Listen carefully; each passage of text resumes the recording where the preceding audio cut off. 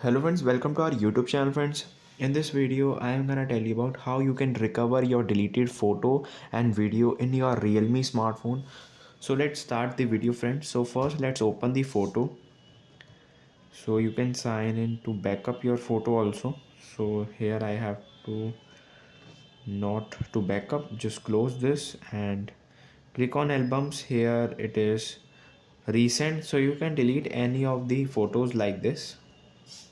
And let's delete the video also. So you can see, let's make short video